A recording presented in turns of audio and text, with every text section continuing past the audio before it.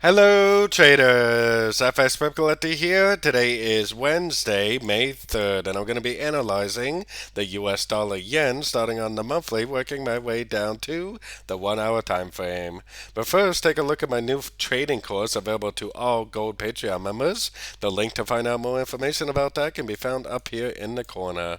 So on the US dollar yen, I still think this is the end of an ABC correction right here. If that is the end of an ABC, then this will continue to downtrend, probably eventually continuing to make lower lows, lower highs all the way down to take out this low way back here. Because, like I always say, that's exactly what happens when you have the end of an ABC, whether you're on the 1 month time frame or the 1 minute time frame, or really anything in between.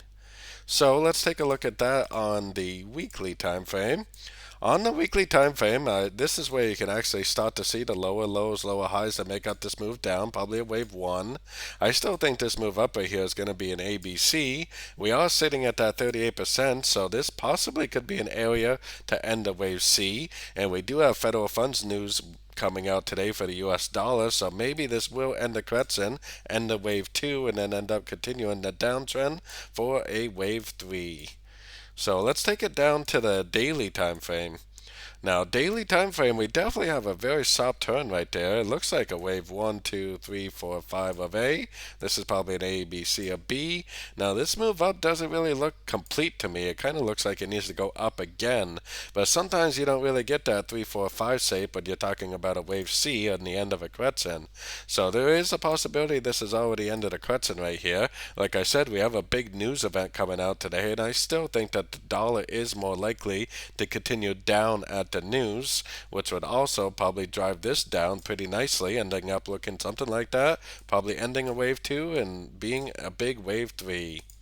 So let's head down to the 4 hour time frame. 4 hour time frame, we definitely have some structure breaks, which at least proves that this move up is over. Now, what we need to do, we do have about 8 hours before the news comes out, so if this is make some sort of a correction over the next 8 hours and ends up looking something like that, then I would say the news is actually very likely to cause the end of a correction and the continuation of the downtrend.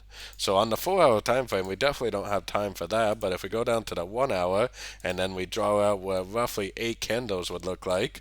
So if that ends up looking something like that when the news comes out, I would say there's a very good likelihood this is going to end the correction, maybe even possibly a 1-2 and a wave 3, and just keep on going down.